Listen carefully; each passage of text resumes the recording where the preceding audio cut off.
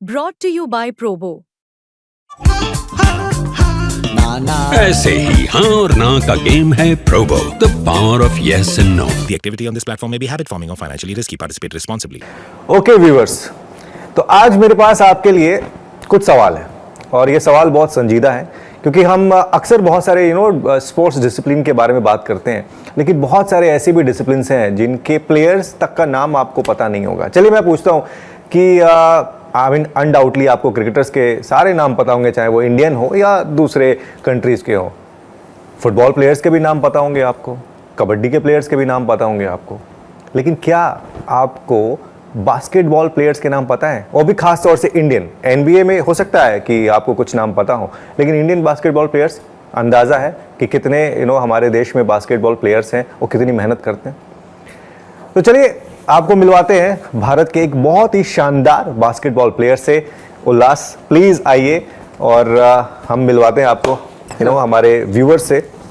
ये उल्लास हैं, ये बास्केटबॉल के बहुत शानदार खिलाड़ी हैं। भारत के लिए इन्होंने बहुत सारे मैचेस खेले हैं, नेशनल चैंपियनशिप जीती हुई हैं और अब बहुत कुछ बड़ा करने वाले हैं जिससे भारत का विश्व स्तर पर भी नाम होगा। और जो चीज़ हम मिस कर रहे हैं अपने इंडिया में कि एक पुश मिले बास्केटबॉल को, बहुत सारे खिलाड़ी बाहर आए, वो भी इनके इस स्टेप को लेने के बाद होने की पूरी उम्मीद है। करेक्ट उल्लास? सो उल्लास, थोड़ा सा आप पहले अपने बारे में बता दीजिए। हाय, मैं उल्लास कुरवी सत्यनारायण हूँ। 26। मैं बास्केटबॉल खेल रहा हूँ जब से मैं 7 साल का था और 7 साल से सपना लेके चल रहा हूँ कि एक प्रोफेशनल लेवल पे खेलना चाहता था मैं, और अब फाइनली 23-24 की एज में मैं प्रोफेशनली खेला। तो काफ़ी लंबी जर्नी रही है, लंबा सफ़र रहा है यहाँ तक पहुँचते पहुँचते। तो वही है कि मैं हर एक इंडियन को जो बास्केटबॉल के बारे में नहीं जानता उसे मेरे सक्सेस और मेरे स्टोरी के थ्रू पहुंचाना चाहता हूं कि ये भी एक स्पोर्ट है जो इंडिया में बहुत ऊंचाई पहुंचाना चाहता हूं और ऊंचाई पे है, दिखाना चाहता हूं, क्रिकेट के लेवल पे पहुंचाना चाहता हूं स्पोर्ट को भी। तो देखिए ये होता है फोकस, डिटर्मिनेशन। लेकिन देखिए उल्लास की स्टोरी बहुत आप कह सकते हैं कि अमेजिंग है। और उल्लास ने जब वो क्लास 2nd या 3rd स्टैंडर्ड में थे तो गलती से या फिर नहीं चाहते हुए बास्केटबॉल को अपनाया, और जब अपना लिया तो पूरे दिल से अपनाया। सही बात है? सही बात। कैसे शुरुआत हुई? तो शुरुआत ऐसी थी कि मेरे को मेरी स्पोर्ट्स टीचर ने बोला एक आउटडोर एक्टिविटी लेने के लिए। तो मैंने हर एक इंडियन की तरह क्रिकेट चुना और मैम ने बोला कि वो बच्चे फुल हैं उसमें, तुम नहीं इंक्लूड, जगह नहीं मिलेगी। तो मैंने कहा मैम फिर फुटबॉल हो सकता है? तो मैम ने बोला नहीं, फुटबॉल भी फुल है। तो फिर मैंने बोला मैम वॉलीबॉल? तो कहते वो भी फुल है। तो मैंने और पूछा कि और कोई आउटडोर एक्टिविटी है? तो उन्होंने कहा बास्केटबॉल। तो मैंने मैम से पूछा वो क्या होता है? तो ऐसी मेरी शुरुआत हुई। फिर उस स्पोर्ट को खेला मैंने 3 दिन और इतना अच्छा लग गया वो स्पोर्ट की, प्यार हो गया उस स्पोर्ट से।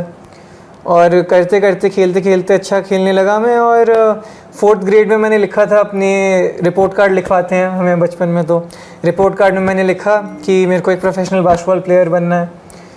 वहाँ से जो जर्नी स्टार्ट हुई, फिर सारे दिन और सारी मेहनत जो मैंने लगाई, पढ़ाई तो करी कि मम्मी पापा चाहते थे पढ़ूँ भी, बट पूरा दिमाग यही लगता था कि बास्केटबॉल में बेटर कैसे बनना है और क्या ज़रिया है कि मैं वो प्रोफेशनल बन पाऊँ। तो उस दिन से लगा हुआ अभी तक और अभी वही चल रहा है और हम उम्मीद करते हैं ये आगे भी चलता रहेगा, क्योंकि ये अभी तो सिर्फ शुरुआत है, मैं अगर ऐसे देखूं। हाँ। क्योंकि आपने ठीक है, आपने नेशनल्स खेल लिया, आप यूके में भी रहे, पढ़े, वहां पर भी आपने वहां की नेशनल की टीम की तरफ से खेला, कैप्टन भी आप वहां पर रहे, लेकिन जो अल्टीमेट टारगेट है आई एम श्योर वो है एनबीए। करेक्ट? लेकिन वो इतना आसान सफर नहीं है, लेकिन जो हार्डवर्क, जो फोकस और जो मेहनत उल्लास कर रहे हैं बास्केटबॉल के अंदर में, आई एम श्योर वो दिन भी बहुत जल्दी नज़दीक आएगा और पूरा भी होगा। लेकिन थोड़ा सा हम पीछे आते हैं।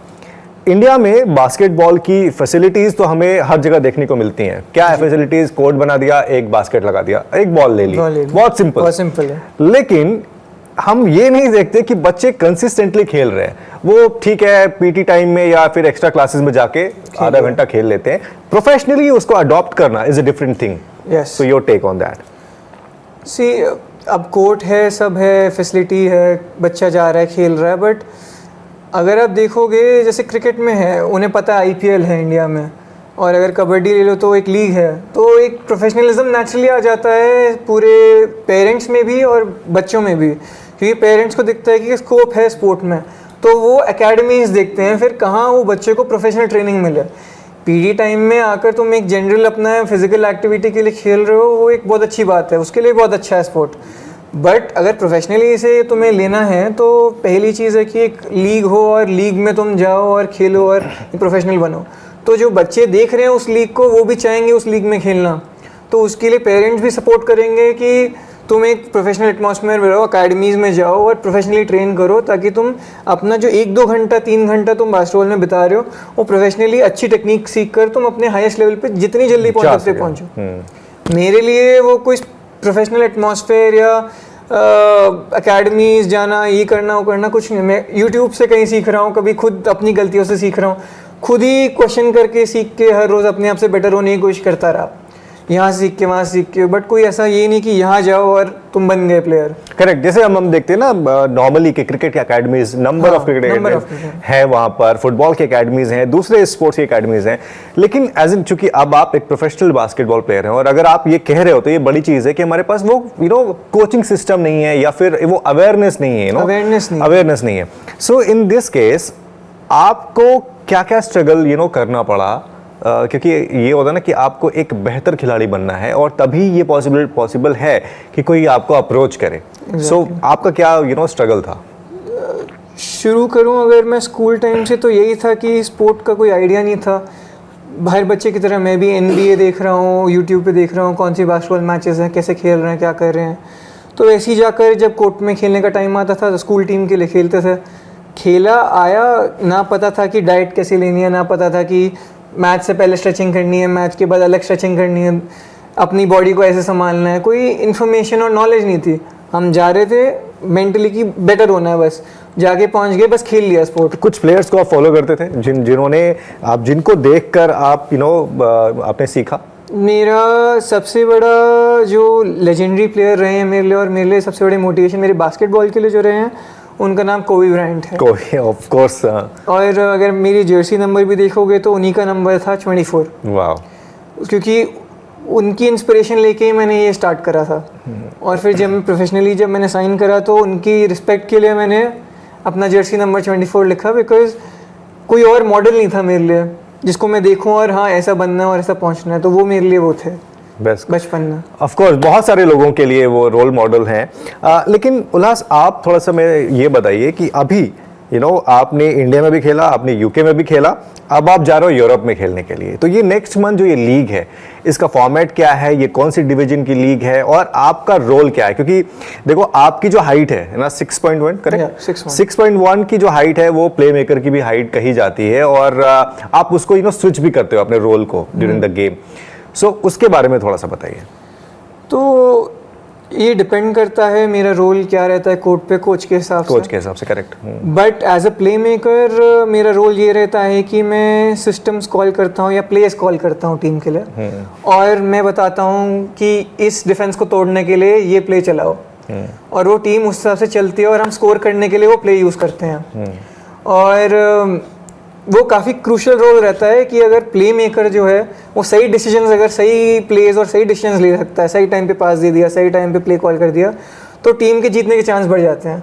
अगर उसने गलत कर दिया तो उसकी गलती की वजह से हार रहे हो, तो अगर तुम जीत रहे हो तो टीम की वजह से जीते हो, बट अगर तुम अपनी गलती से हार रहे हो, ये चीज़ तो बहुत क्रूशल रोल है वो। नहीं, ऑफ कोर्स, क्योंकि ये एक ऐसा रोल है, क्योंकि इन्होंने उल्लास ने आपको समझाने की भी कोशिश की कि प्ले मेकर का एग्जैक्ट रोल क्या होता है। अगर अच्छा हुआ तो वाहवाही मिलेगी, खराब हुआ तो कोच फिर साइड में ले जाके अच्छी बातें भी सुनाते हैं। लेकिन इंडिया में आप बास्केटबॉल को कैसे देख रहे हैं? और इंडिया में अब चूंकि आपने काफ़ी टाइम हो गया आपको बास्केटबॉल शुरू किए हुए, वो दौर और आज के दौर में क्या डिफरेंस है?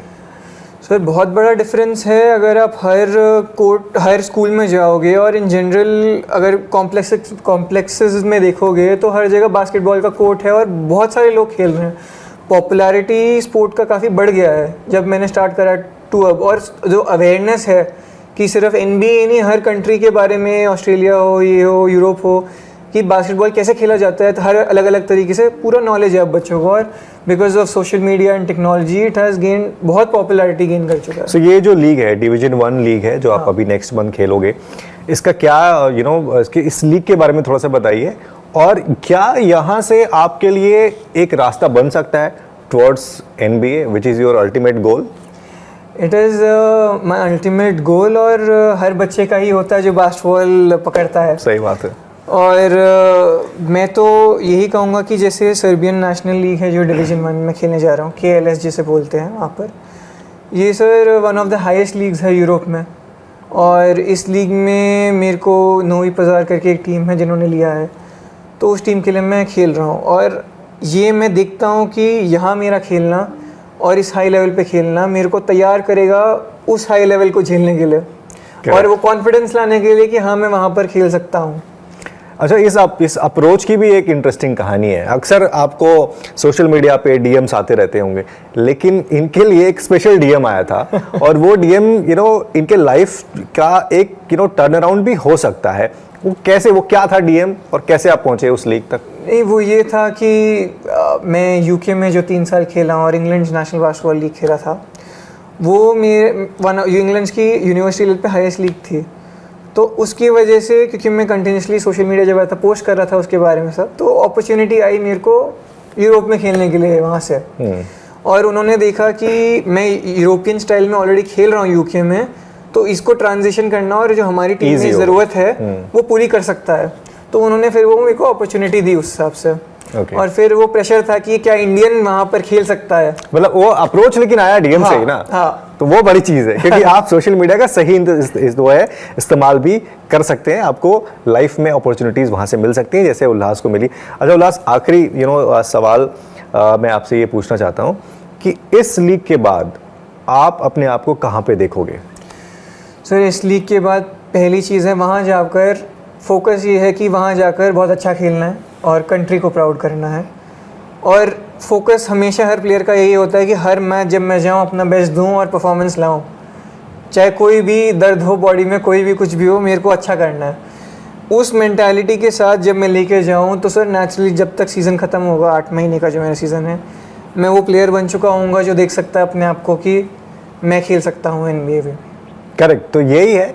और हम उम्मीद करेंगे कि उल्लास जो मोटिवेशन हमेशा अपने साथ कैरी करते हैं, जो फोकस वो अपने गेम के तरफ दिखाते हैं, और ये जो लीग इनके लाइफ की आप कह सकते हैं एक लाइफ चेंजिंग एपिसोड भी हो सकता है, वो अच्छे तरीके से हो। और उल्लास, ऑल द वेरी बेस्ट उस लीग के लिए। और हम उम्मीद करेंगे नेक्स्ट टाइम जब हम इंटरव्यू करने बैठें तो मैं एक NBA के प्लेयर के साथ इंटरव्यू करने बैठूं। फिलहाल के लिए thank you so much. Match से जुड़े आपके हर सवाल का हम देंगे जवाब। जानने के लिए हर update, live analysis, special interviews, download कीजिए स्पोर्ट्स तक ऐप।